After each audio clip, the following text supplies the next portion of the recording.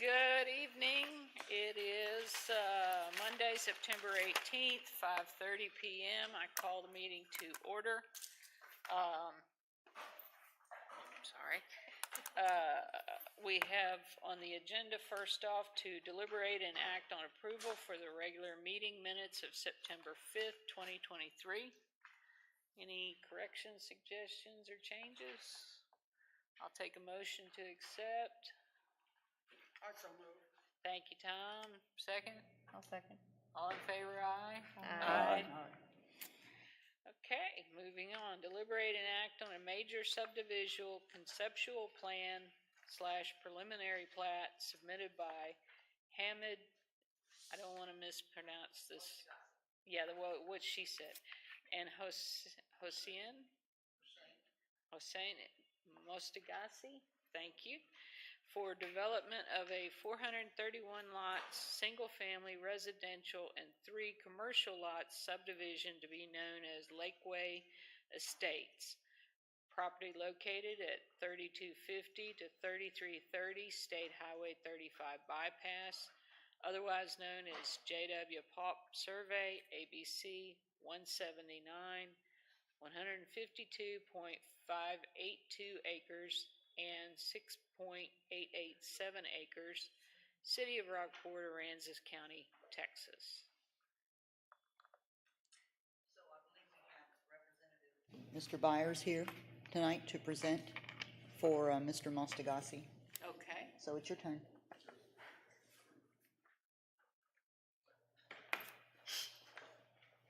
Good evening, Alan Byer with J. Schwartz & Associates. Mr. Mostagasi texted this morning. He said he's under the weather, so he can't be here, so he apologizes. I can't hear him. I'm talking way too fast.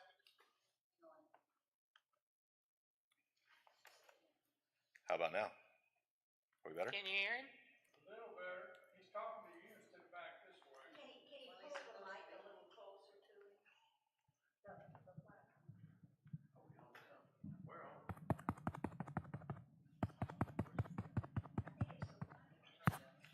It's on. Okay. Is this better? Okay. Sorry. I was just introducing myself, Alan Byer with J. Schwartz & Associates, here on behalf of the owner. Mr. Mostagasi apologizes. He's under the weather, so he can't be here tonight. What we have is 400, like they said, 431 lot subdivision, single family. If you go to the next page, you can see the kind of typical lot size on that. We've divided into 4 phases.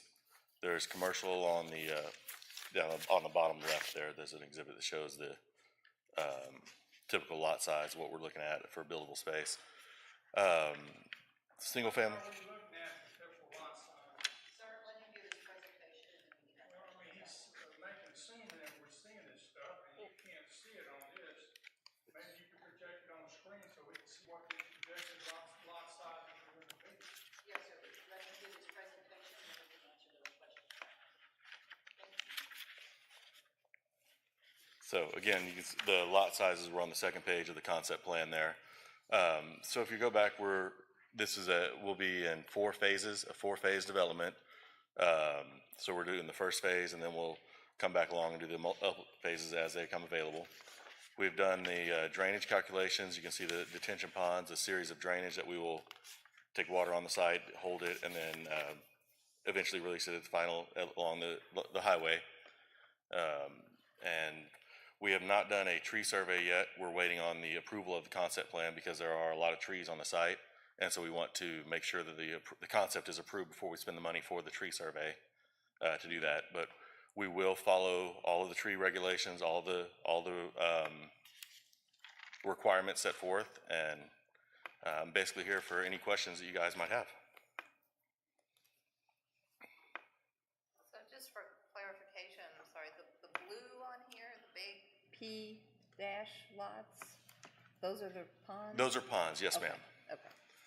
And the water wants to flow towards 35, and so that's what we're allowing it to do, is flow the way it's supposed to go. We're just catching it in certain low areas. Where the low areas that already exist, we're basically turning those into ponds and detaining the water on site to prevent the runoff. And I believe Brandy said that we have more than sufficient runoff for for the development that we're doing. So, go ahead, I'm sorry. You go ahead. I couldn't make out what exactly phase one entails.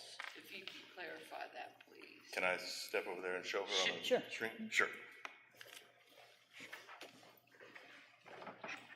It's hard to see. This dash line here that encompasses all of the commercial and then through here. So this area right in the middle is what phase one is. Just this dash line is gonna be the phase line. Okay, So phase two is in this I got small you. area, phase three is this, and then phase four will be the north side of it. Wish I had a pointer. okay. I could You show- wanna? I got it. Do you have a I pointer? don't know how we can point that out so that Is there- the audience. You got a pointer. You have a pointer? We got a pointer? That way you can show them too. Sure. We paid extra. I used to bring one to meetings, so then everyone. Yeah. There you go. Oh, what did you do? Oh, you pressed the different button. Okay, scroll on down. There you go. This one is. That one is a pointer. Okay. Okay, so as we were pointing out, phase one is this solid dash line that includes the commercial along Highway 35, and then this center area here, including kind of an amenity center area, and then back along to 35, including this detention pond up here. So that would be phase one of the development. Phase two would be this corner right here. Phase three would be the south side of the property. And then phase four would be this northern portion of the property.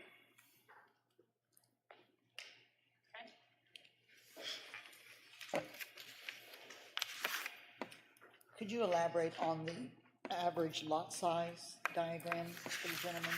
Sure, if we can go to the next Scroll up to page the- and maybe zoom in on it. I don't actually have that one in Scroll front up of a me, little so. more. Yeah, right there. Do you need one?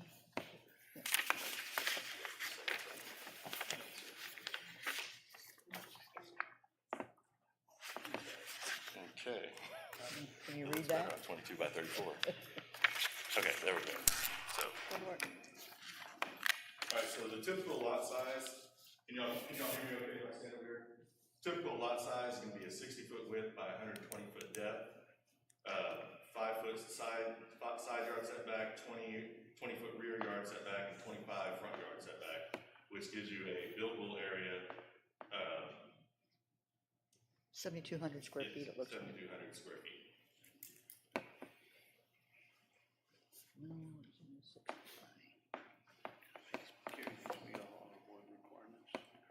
They do. It meets all of the minimum requirements for an R1 lot.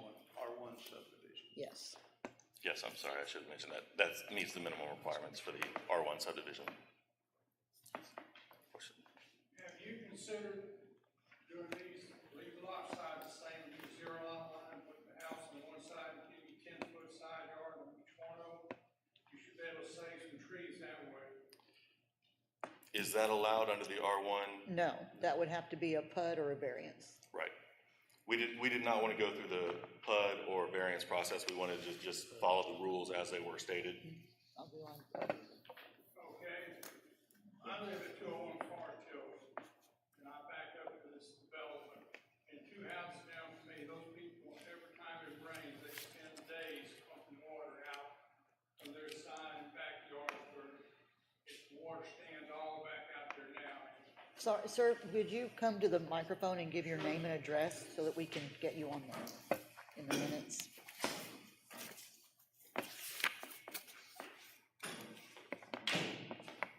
My name is Dan Connor, I live at 201 Forest Hills. Dan? I The can- house next door to me and the house one farther down, the Browns, and then there's a vacant lot they also own. Anytime we get a hard rain, those have standing water for days on end. They have to get pumps in there and pump that water out into the street. There's no place for that water to go. And I really don't see a very good drainage set up the way he said he's gonna do it. Take it all the way to 35.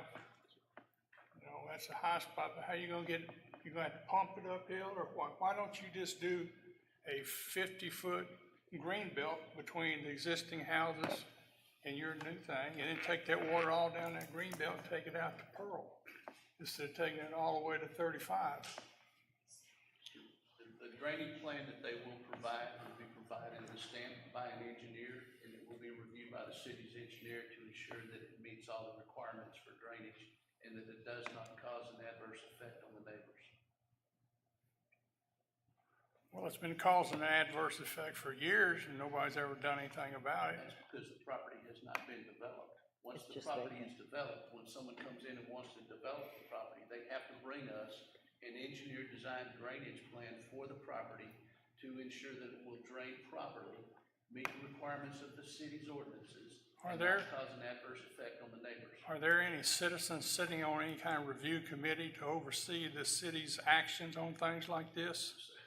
We have, the engineer that That's designs you. the drainage has to put their seal on it, and then the city has engineers that work for the city to ensure they're meeting all the city's requirements. So the answer is no, you don't have any citizen oversight Well, committee that's the on any planning of and zoning this. committee. Planning and zoning committee. That would be us. Yes. Okay, Right now, this is a concept plan. okay, because here again, I've been living here 12 years now, and this is the first I've heard of this. They're kind of sneaking this in. There wasn't any much of a way of public notice or anything. You could have certainly notified the people that back up that join this property what you were gonna do. Looks to me like you're trying to run this thing through, That's put what in the little lots, Public meeting is for, that's what this is for the public to be here And- to voice their concerns. They could still get the same amount of lots doing the 0 lot line. I mean, that wouldn't be that hard to change. And you could get all that land on one side and you could save a ton of trees in there. You could save all the trees between the two lots that you're gonna have to knock down when you start setting the batter boards and everything. You could probably save a third of those trees out there. When the developer brings us a plan with his idea, Then you can make suggestions that a better way to do it. absolutely, we can make Just suggestions. to just rubber stamp it, yeah, it meets our minimum requirements. How about something better than minimum requirements? A green belt and something about 0 lot lines, make those lots where they're more usable and saving trees and assuring us on the drainage. It's something to consider. We do plan to have a meeting with the stakeholders, with the engineer and the property owner and the city staff to discuss some options we'd like to see in there. I'll bring it up. And who owns where Champions ends?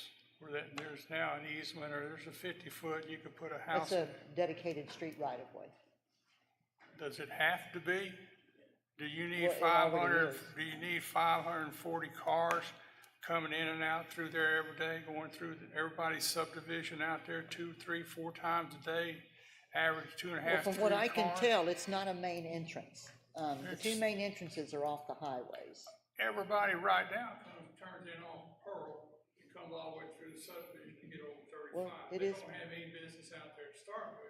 And you don't think there's gonna be a ton more? It's a public right of way. It probably will increase traffic. I don't know about 540 a day unless we did a traffic count. I couldn't be sure. Surveys done on something like that too before you just approve this thing. Well, this is just the conceptual plan. There's no, all of that sort of thing is done before they do the We final. get a little more notice on what's going on. Well, we put it in the paper, the agenda is published online and out front. This is not a public hearing because it's not a previously platted lot. It's all survey, what's it called, none of it's previously platted. That's why it's not a public hearing. Also mentioned something about an amenities area. What is that? They don't have parking there? Playground? That is yet to be determined. Tennis courts? There will be something for the community, yes, sir. So how long do you think will be before you sell your commercial land, get your cash flow, and actually start putting houses back in there? I can't answer that, sir. I'm the designer for the owner. I'm not the owner of the property. So I work with the engineering firm that designed the layout of the schedule. Would you not start right the street, just put 20 or 30 lots in there so you can sell those, maybe coming off with the price that you have, Sir, In and out of Champions. I'm sorry, but respectfully, I have to say your time is up.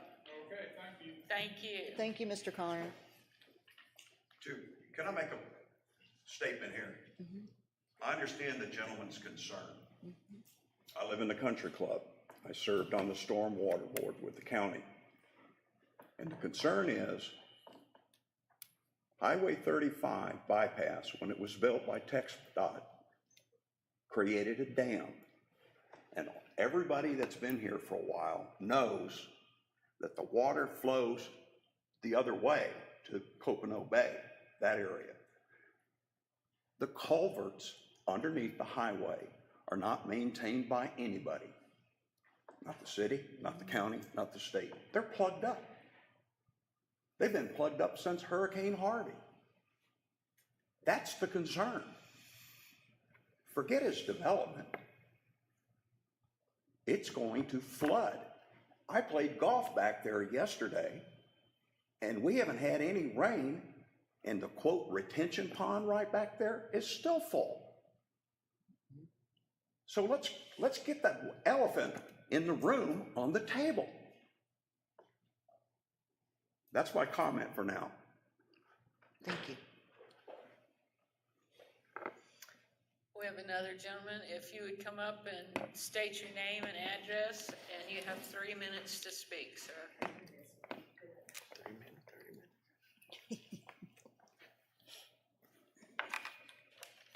My name's Tom Bennett. I live at 101 Forest Hills, but right up into that area. We've lived there, would be 14 years, January the 4th. We've gone through 3, 4 heavy rains, real heavy rains. Flood our backyard, I mean clear up to our porch. After Hurricane Harvey, my wife and I replaced our fencing, privacy fencing. We put brick underneath it there so we'd have room for it. And then we had sand brought in and put towards the ranch and on our side to try to keep that water coming out. Now, I don't know who has walked around that piece of property, but there is a bunch of what I call back home, ponds, tanks, swags, whatever you want to call them. When we have a 4 or 5 inch rain, which many times we do have, if those tanks are empty or almost empty, it will kind of hold some of that water back from our yard. But if we get anything above that, we're flooded. Now, we went through this battle, I don't remember how many years ago, with the Planning Commission, City Council, with this drainage problem, okay, whenever we get. Now, the homeowners, now, Katrina wasn't able to make it tonight, but she was our president for our homeowners association.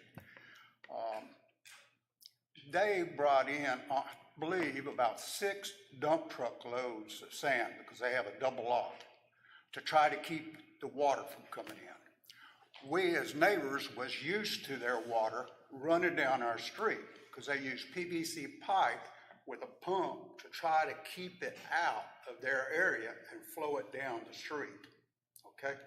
So we've had to put up with this a long time. Now, I don't know, are you the one giving the presentation? Yes, sir. Okay. From what I was looking at that map, your holding ponds are towards the bypass. There are several throughout. Well, the blue areas that I looked at, I thought were holding ponds. Yes. Okay, they're over by the bypass. Those holding ponds, the way that elevation drops down, and we got one of the highest lots right there. You can drive by over there and look at it, and we're flooded. But that water flows from there, just like the gentleman brought up, from 35, flows right down. So, with those holding ponds clear up there at the front, I don't know, unless you're pumping continuously, trying to get that water back up to those holding ponds.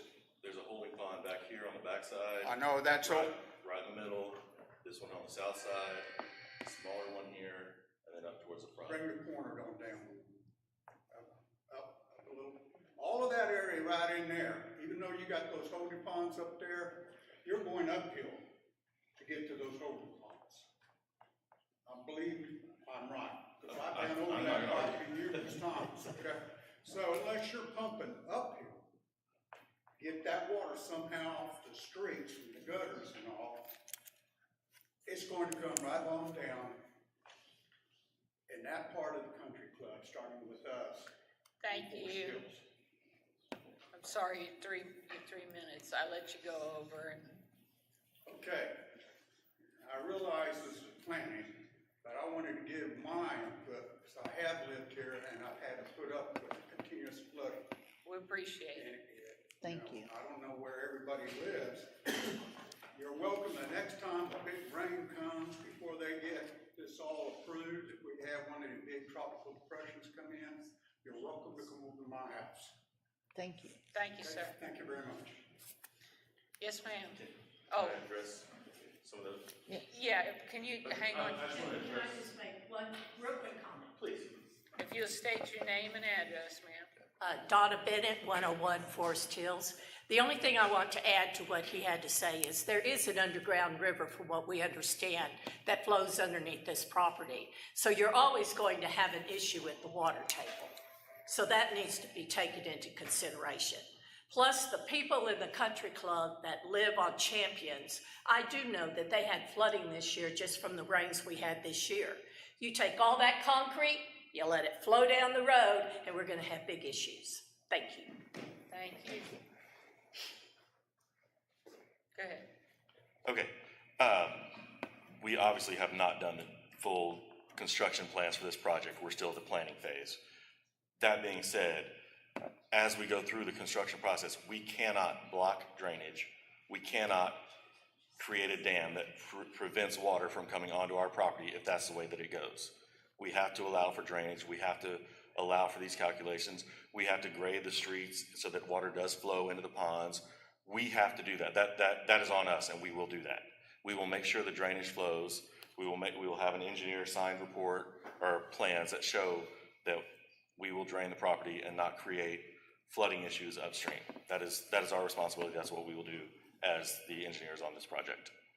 Well, it may be something that these properties that do abut the subdivision that are having issues, when we have our stakeholder meeting, that may be something we can discuss on how to alleviate some of their problems too. Maybe you can help them by adding some more drainage to get that water off of them into your system. Absolutely. I'd like to see that. We can certainly look at that, and we have, with a development of this size, we have some wiggle room on what we can do as far as where we place the drainage out. We're willing to work with the stakeholders and do what we need to do to make sure that it does not create a further issue for any of the surrounding properties, and that our property drains as well. Now, as far as the ditches on TxDOT, I can't do anything about that, but I can see where that would be an issue, because if everything flows to that, it has to have an outfall. So I do understand that. But as far as our property and the design, we're not going to prevent water from upstream from the country club coming onto our property, and we're not going to create drainage issues on our property. Like I said, we have a lot of the existing ponds and lower areas on site. That is where we have identified our detention ponds, and we're showing to expand those, create bigger ones to store more water on our site, to keep water from backing up, as we say, back, so it gives the water somewhere to drain to our property and do that. So that is one of the goals of all of the ponds that we have, to be able to do that. Okay. A couple questions I have. 431 lots. Yes, sir. Is that flexible? Is the developer, I mean, if there was more land that needed to be dedicated to ponds, drainage, or whatever, and taking away some of these lots, is that something that's flexible?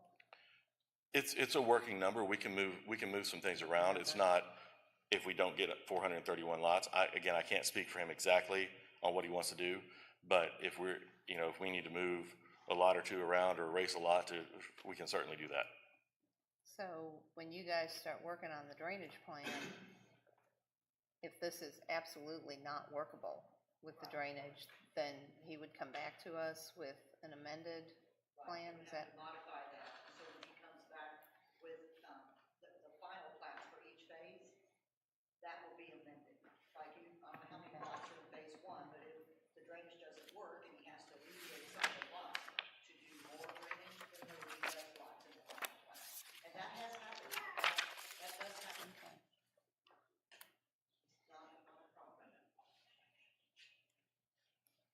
Do we know the average cost of how much these houses are gonna be in this development? They're gonna be 3 and 4 bedroom houses, starting at around $350.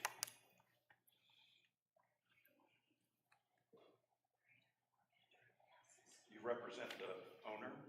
Yes, sir. Does the owner own all this property at this point in time? I believe so. Yes.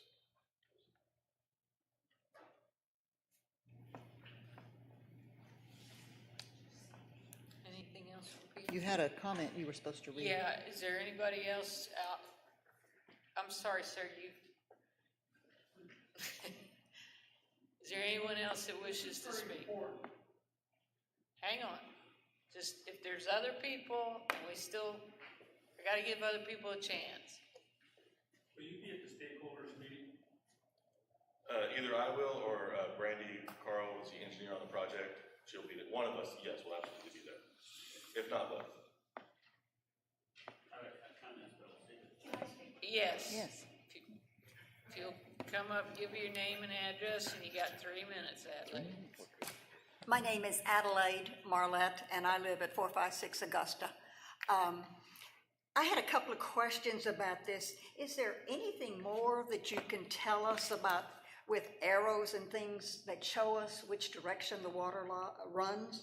I mean, y'all are saying it's gonna all run this way, but I took a map that shows where all the water stands and did the city's drainage plan, and it shows all of this goes this way. And there is also a large pipe, a large ditch. Are y'all going to put that in there? All of that will be done when they start developing the drainage plan. None of that has been done. This is just a No, I'm just concept. asking if their plans were to put that in there, because it's Don't in know the yet. drainage plan that the city has. Yeah, we don't know yet. Because it would change It'll the have to meet our configuration of the requirements. streets and everything. It'll have to meet our requirements. We do have underground piping, storm sewer piping connecting these ponds so that the water does Like do this? exactly this. Yeah. Yes. Getting there? I took pictures this morning, by the way, of the things that go under the freeway. Right. There's, so there's not gonna be one pipe that just goes straight out, but this pond will be connected to this pond, which will be connected to We're this pond. familiar with that, Okay, yeah. just, it's not, there will be underground storm sewer. So it's gonna be underground, you're not gonna do an overground ditch then? No, well, in phase one, so we might have to do a temporary ditch, but because we're not putting the storm sewer as it goes across, but everything, when it's finally done, will be. I have one more question. Sure. Where is this strip of land? Is it in phase 2? 3. So can we pull it? Where'd your map go? Sure. Okay, Could you point, yeah, Yes. so it runs over, So this strip of land right here, this, around this, all to the south side is all phase 3 right here. okay, that's phase 3. Yes. Okay. All So right. phase 1 comes right in off of the highway. It's this main entrance that comes in off the highway on both sides, and that's phase 1. Phase 2 fills in this corner, and then phase 3 would go. Okay, one last question. Sure. And that is, you have only a 10-foot easement around the ponds for work and flooding and all kinds of things like that. Have you seen the pictures from the country club flooding? They go out a whole lot further than 10 feet. I'm concerned about the houses and just the concept of the houses that close, and so many. Sure. I believe the 10-foot easement was to get the equipment there to drive along the edge. to make So sure where we were does on the edge. flooding go? Through the storm sewer pipe into the next pond, to the highway. Okay, I'll wait to see those dimensions. I believe that gentleman held his hand yeah, up. sir, Have you done a hydrology study? I'm sorry, Adelaide, sir, did you want to speak? Sure. If you'll come up and give your name and address, please. You have 3 minutes, like everybody else. Robert Dayton, I live at 426 Champions, and I would just strongly encourage you that once you get a final engineering drainage plan and everything, that you include Mike Donahoe with the city, because in a previous proposed development that didn't pan out in a piece of property just adjacent to this, little piece right there, Mike had some very pointed questions of the developer that he couldn't answer. And so I would just strongly suggest that you. He'll be there, don't Okay, you worry. all He right. is right in the middle of it. Yes, sir. Have to meet our requirements. That's right. Hang on. I just got a question. We're gonna continue to see if anybody else here wants to speak. Okay, I have one comment. Oh, yes, sir, come on up. Sorry, another Forest Hills person. Jason Johns, 202 Forest Hills.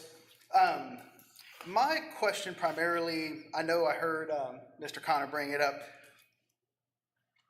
Where Champions and Forest Hills come together, a big concern that I have just looking at the preliminary drawings, and I understand they're preliminary, is making sure that you can keep that area separated. And the reason I say that is, I know 431 lots, it's not finalized, all that kind of stuff. But as somebody that lives right on that corner, that would be a major concern of mine is if that area opens up right here, and all of these people end up coming back through the country club, you increase a lot of traffic through that area, potentially, of course. And now I understand this is a further phase and all that kind of stuff, but that is a concern. Sure. And then building off of that, is there going to be clearly defined lines that keeps Lakewood Estates separate from the country club, and also how many years was this proposed?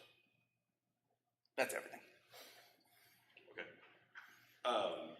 As far as the road, the connection, I believe we're talking about right here. Yes. So it's kind of hard to see. We show an open lot there for a future connection, but we do not show the roadway connecting right now. So it's really up to what the city tells us when we get to that. If they want a connection as far as safety, fire trucks, emergency access, that kind of thing, that is going to drive what connects right there. That is not, if the city tells us that we do not want a connection there, we won't put a connection there. It's gonna be safety, it's gonna be fire access, it's gonna be police, ambulance, that kind of thing, whatever. If they need another entrance into this subdivision, more than two. Okay. And the other two things? As far as delineation, I guess I'm not quite understanding the question. So that's why bringing up that entrance right there, are there going to be other entrances into the country club that Lakewood Estates ties into? No, sir. That's the only proposed area that would connect. Potentially, of course. Yes, I mean, as the plan stands right now, we can't.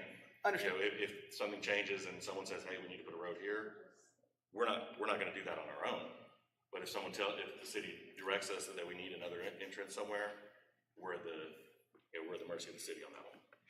And over how many years is this proposed? Because I feel like that would, again, I know 431 is a preliminary number. I feel that large influx in that area, in a very short period of time, you, run the risk of overflooding the market with particular homes, and then on top of that, does it support the area?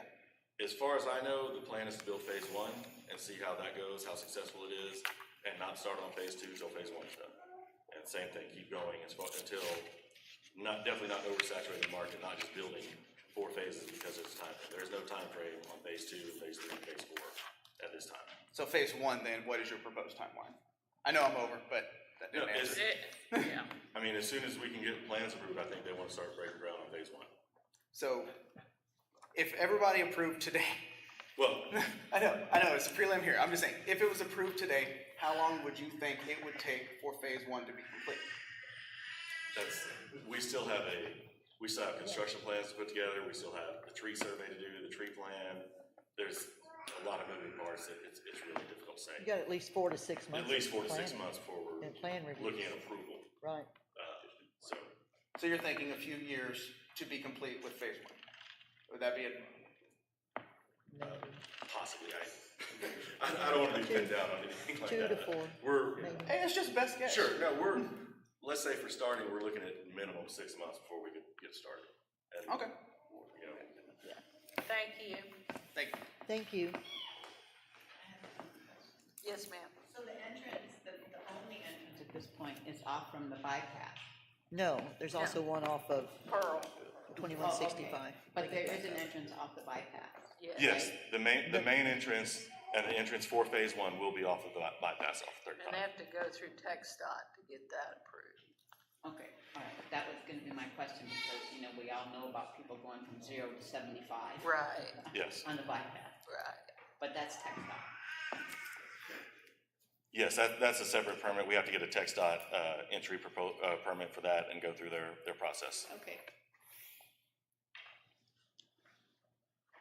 Anyone else in the audience that hasn't spoken already? Okay, I have one here from Patrick Kane. I assume he is not here this evening.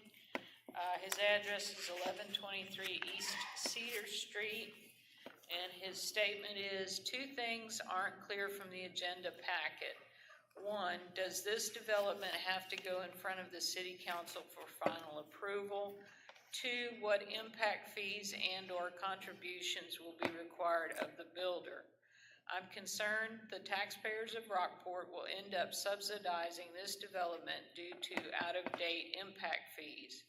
During the August 3rd, 2023 budget workshop, the city manager stated at hour 1:49 minutes and 42 seconds, with regards to impact fees, I think I mentioned this, they're paying like $3,000 for water and sewer, and I'm seeing them come in as high as 8 to 12 individually, so that's what we're losing. A $5,000 loss per tap for 431 single-family homes would result in a $2,155,000 subsidy by the city's taxpayer to this builder. Taxpayers should not have to subsidize the extension of public facilities to any new development in town. Would you like me to respond to that? That's Yes, actually a very please. good point. I have no idea what the city manager was speaking of.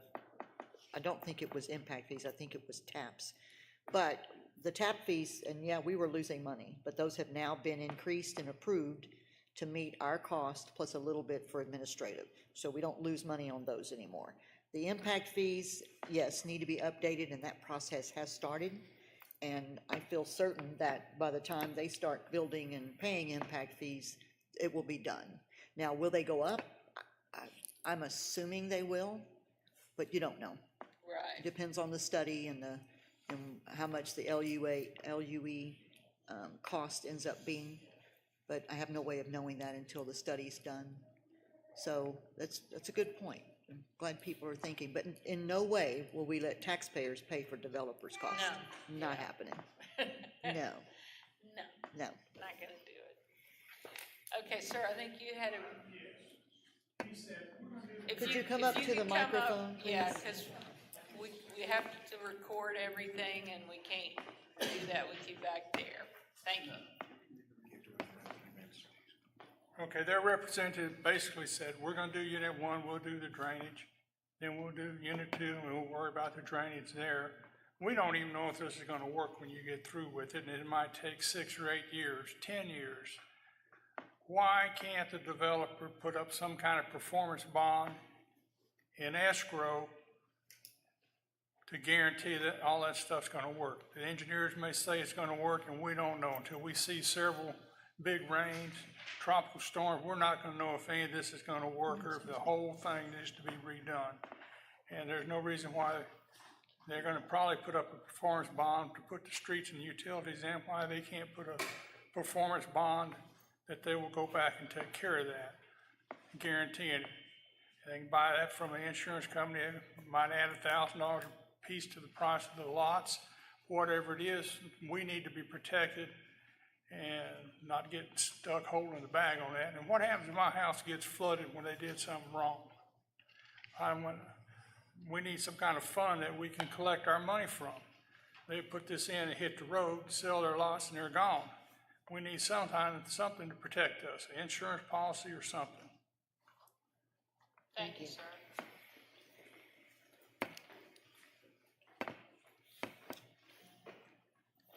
I don't have Any others? Can I briefly add to that just a second? Sure. When we do the drainage calculations, we'll do them for the whole property, not just at a phase at a time. Everything will be done, before we start phase one, the drainage calculations will have been done for the entire property to make sure that we don't create an issue down the line with the future phases. So they will be, phase one plans will just be for the center of the property that is outlined on the plan, but we will have addressed the runoff for the whole development at that point. Well, it looks like the problem is gonna be in the back units, you're gonna be doing the front side, the whole water back there, till you get around and get 3, 4, 5 years, to get work back there to address that problem. You need to start from the farthest point and work out to the road, and take care of the people in the back first. That's the only way you can ensure that it's another problem. Yeah, you're gonna have to raise that elevation several foot all along that back, because it's going to drain.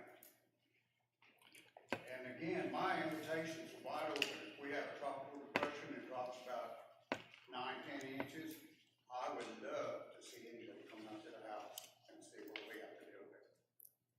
If you didn't have a pickup truck, you couldn't get. Okay, we can't do this. That's I'm not. sorry about that. I appreciate it, but we can't have just an open discussion. If y'all want to meet later with him or with the developer or any of that, that's fine, but that's not what we're here for tonight. We do appreciate you being here, everybody. We appreciate what you have to say. This is, as we've said several times, a conceptual plan. It's not a ticket for him to go and get a bulldozer and start putting a road in. It is just a concept. There's a lot of approval, there's a lot of surveys, as he said, the tree survey, the engineer, the water, the drainage, the streets, everything. It's, it is a big project, and it's not gonna there's no rubber stamp here tonight. We are here to either recommend approval of this conceptual plan or disapproval. That's it. We're not approving him as far as getting out there and starting to build houses in 2 days.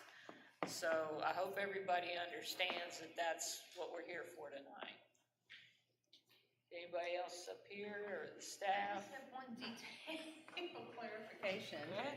When we read the, what we're approving, Yeah. it said 3 commercial lots. Is that a typo? Because there's actually 4 commercial lots. Oh, it might on be the a plan. typo. I counted 3. Okay.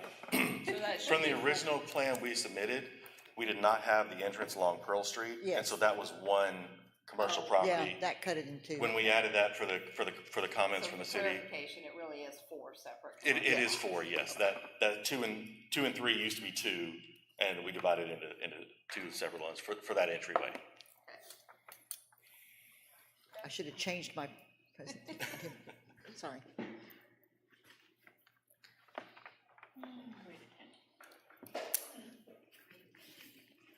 Yeah, she's good for that. Okay, since we have no other further discussion, I would like to call for a motion.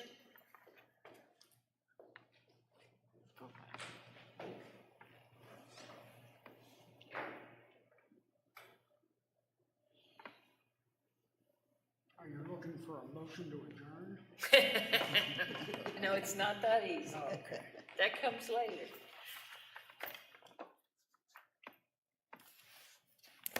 Got a lot. According to my paper, it says no recommendation for discussion only.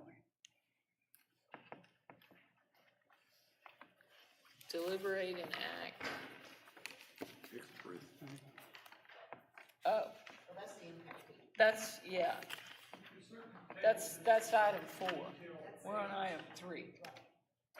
Staff recommends approval Of the concept, yes, the conceptual plan, and that's where we have to start, right, and then work with them to do the things that we need them to do. right, all the, Yes. When we meet with the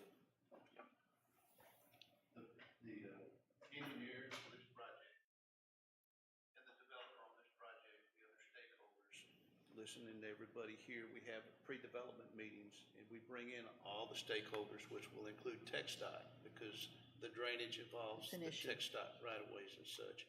So TxDOT would be a part of the pre-development process for this. And listening to what we heard this evening, we will speak with our TxDOT partners about the bypass and the culverts along the bypass and see if we can get any forward progress going there. Mike, does the county have any role in this? I don't see anything where it connects the county, but again, we usually bring the county into our pre-development meetings just to discuss We future need to get some developments. input from David Reed. Correct, and, you know, I think everyone knows we have a stormwater advisory committee that's made up of representatives throughout the county, and there has been tremendous citizens participation. And we're looking at, in the very near future, having another meeting to look at a countywide stormwater management plan. And that's something that we're looking at in the future. And that would affect this project and all others that come in. But we heard you. We very much heard you about your concerns. And this is very preliminary, as we stated. And we will take this through the process and see where it goes. Sheriff, if I may, Carrie, can you tell us what are the next stop gaps? So assume they approve the preliminary today. Is there a future opportunity to stop the project once it clears today, other than, Oh, well, yeah, if they don't meet the requirements, clearly staff can kill it. absolutely. But is there an opportunity for P and Z to kill it or council to kill it at some later? It doesn't go to council. Okay. But That's yes, what I was saying. P and Z Can you talk through can that? stop it, but let me explain. So when they start submitting their drainage plans, tree survey, the tree survey, of course, goes to the tree committee, and those will be some recommendations that they'll have to meet. In the drainage stuff, if it doesn't meet what we need, if it does not meet to drain all of that off, it's denied. They will not get approval until everything meets our requirements, and they can show us that this is going to work. So it's not even alive yet.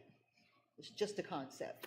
So, Understood, but there's, other than not meeting city requirements and staff approval, there's really no stop after today. I don't understand. It has to meet Right, requirements. if it doesn't meet Now, the if they requirements, if it submit meets the something and requirements, it meets it's all green light. requirements and their drainage plan meets requirements and it'll work, we can't deny.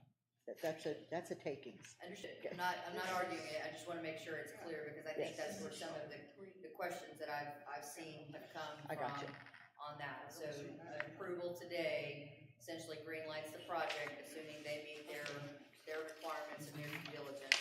The other thing is, my understanding is not just TxDOT with regard to drainage, but TxDOT with regard to access onto the bypass. So fortunately, that's not a 75-mile-an-hour stretch, but it is a 65. It's actually on the access road. It's Okay, on the it's not access even road. on the actual bypass, it's on the Right, but you're access still road, joining in that. which is 40. I Okay, think. so you're actually joining before the time, or the Yes. mileage change, but, and entering a Bless you. very, dangerous intersection down there at the end. So, I mean, I think there's some warranted concerns, but for me, if it meets, the administrative requirements, it's, in alignment with the land use compatibility for the area, it is what it is. But anyways, I'm not the one voting today, but I just wanted to make sure that was clear what today's action was. Thank you. So it doesn't come back to planning and zoning ever again? Oh, yes. Oh, yes, it does, It just absolutely. No, you have to, every phase will come back to you. Okay. For the final plat. Yeah, that's what I said, this But that isn't won't a come green back to you light for everything. until all of this other stuff is I approved. just got confused by her saying it's a green light to go. Well, for their plan, for their project, to yeah. start doing the engineering and doing the land surveys and that sort of thing. But no, it all comes back to you. Yeah, sorry about that. It is a green light to go forward with But it wasn't planning, before us. but it's not. I just got confused. You said it's Sure. a green light unless they don't meet requirements. That's the only way it would be stopped. That's not accurate. Right, yeah.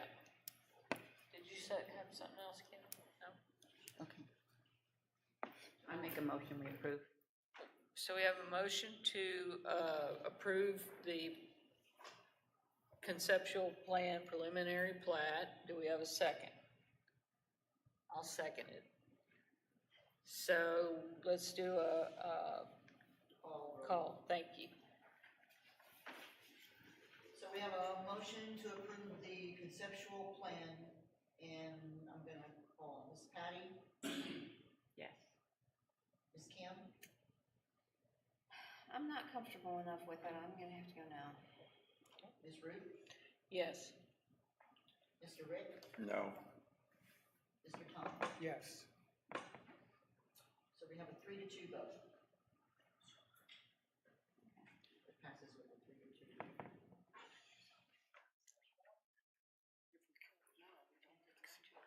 So the motion passes with a 3-2 vote. Okay. And we do appreciate all the input, like they were saying, there'll be future meetings, and they are posted in the paper, they're posted online. Well, the thing is, they're not in the paper because it's not a public hearing. Well, that's true, yeah, The agenda is posted on the city's website and out front. okay. If it were a public hearing, it would be in the paper. Right, that's what I was thinking, yeah. But, I'm not sure how we can let We can make notice to the Country Club Homeowners Association when the next meeting concerning this property comes up. We can make notification and they can blast it out. But I would encourage everyone to check the city's website. You can go to the agendas, look at the Planning and Zoning Commission agendas, and check each agenda. We usually meet every other Monday. The first and third. First and third Monday. So check the agendas on the city's website, and we will do our best to blast it out. So, Ms. Scroggs, would that be a good contact for me to send the agenda to, that she could get out to you guys? Ms. Scroggs, yeah? Because we contact each other all the time. Oh, could you send me one as well? I need a contact. Okay, so Adelaide, Ms. So I'd Scroggs. also encourage you, you can sign up to receive those agendas automatically Yeah. from the city's website, and that. Oh, and then it automatically goes when she sends them. Yep. Yeah, that's a good idea. I know I get them when she posts something automatically. Okay. And, talk to your neighbors and anybody else that may be concerned, have them sign up as well. We're not trying to do anything without being fully open and public, and there's no backdoor deal going on or any of that, so that's why we're here. Okay, we're gonna move along to agenda item number 4, discussion regarding impact fee study and responsibilities advisory committee. So, as I stated, the impact fee study has begun, and it's not time yet, but at some point, the council will appoint an advisory committee. And it's generally standard that the P&Z Commission is the advisory committee. There are some requirements that one has to be in real estate. Yeah, I saw that. Since I'm in title insurance, does that qualify? I think that qualifies. Auxiliary? Okay. Anyway, I just wanted you to be aware that it's coming, and what's going to happen is that you'll hold a meeting, and the folks that are doing the study will come and give you a presentation and explain what they found in their study, and whether or not the impact fees will go up or down, what the LUE estimates are, and you'll get the full scope. And then you will write a recommendation to council on what you've learned. And that's pretty much it, but it's really interesting. I mean, I'm a geek. Maybe it's just interesting to me. I don't know, but it's really interesting how they do all that. I bet. Yeah. I mean, there has to be formulas. Oh, my gosh, yes. All kinds of. Well, then you have to do a full study of all of how the population has increased since the original study, all the increase of the homes, the increase of the capacity, or the lessen of the capacity that's now being used that wasn't used when they first started doing them. So yeah, it's pretty entailed. And when was the last one done? 2000. Wow. So I really kind of expect them to go up. Yeah, I think. Yeah. I mean, compared to other cities, we are minimal. Of course, we're in line pretty much with the little towns up and down the coast, but they're littler than us. So I don't know how it's gonna play out. I'm with you on the geeky thing. I think this would be fascinating. Yeah, I know you would like it. Yeah, it is fascinating. So, and then those impact fees are used to extend lines or add things for coming development. And like you said, citizens should not be paying for development. And they do not. I assure you that does not happen. But the impact fees, as you gather them, they'll set up the CIP, the impact fee CIP with jobs that are needed. So if all of the growth is coming up in here, like this is a good example. So if we had that already set up, then we could use impact fees maybe to do the lift station for that area to grow. And that would bring sewer to everybody in there and across the street. All of that's gonna be developed at some point. So that's something that CIP money is spent on. You can't use it to fix old lines or maintenance and things. It goes to development. But it's fascinating to me. Do you have any questions or? Do you have an idea of when that's gonna? It takes about 9 months, 9 months to a year to get to the full study. So I'm expecting something in the next 3 or 4 months for you to be appointed, and then they'll have something to bring to us, and we may change it. They'll come with a CIP, and we may say, no, we really feel like we need to extend this line on this side of town because that's growing more, and they'll work that up and get an estimate for what that's going to cost and put it in the CIP. And as the account grows, that's how you spend the money. So That is interesting. yeah. I didn't know that. Yeah. Danielle, can you add? You talked about the timeline. What do you expect the time commitment be for the individuals who are on the advisory committee? Well, you will get some reading material that you'll need to read up on, and then you'll have the one meeting that they'll come, and it's like a workshop.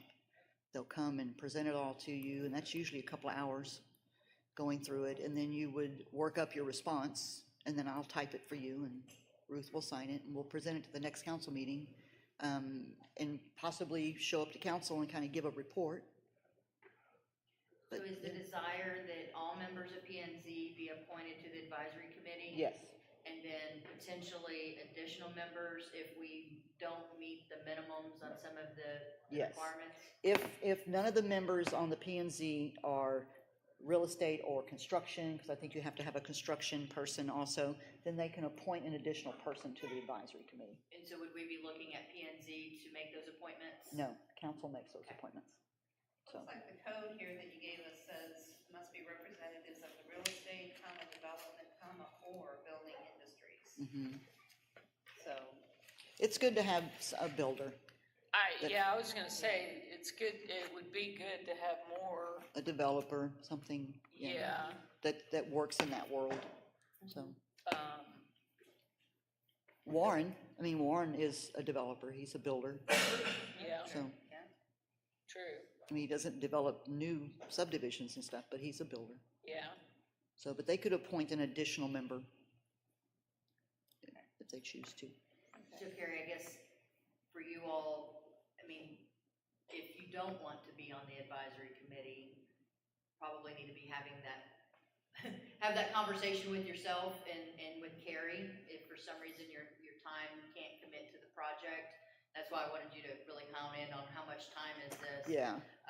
We don't want you to get halfway through the process and just say, I really can't commit to this. So kind of think through that when we do the appointments. We'd really like that team. I can only speak for myself. I'd really like to see that team stay intact for Throughout. the duration of the project. So some of you, by the time we let that project go or start that process, some of you may be coming up for reappointment consideration by the time it's finished. So we really need you to stick around for after that. You may not want to stay on P and Z at that point, but you might. You still stay on need the to advisory committee. Advisory committee. Yeah. So this isn't a 3-month, it's. No, it's a 9 9 months to a plus. year commitment. Once we start, right? Mhm. Good to know. And if you decide that it's not something you think you want to participate in, just let me know, so I can let them know. Be good to have even more knowledge about how these things are done. Obviously, we haven't polished up on that. Any other questions on that one? I will take a motion to adjourn. I think Tom already did, but. Oh, yes, he did. Thank you, Tom. Anybody like to second Tom's motion? I'll second it. We have a motion and a second. All in favor, aye. Aye. At 6:31, September 18th, we are adjourned.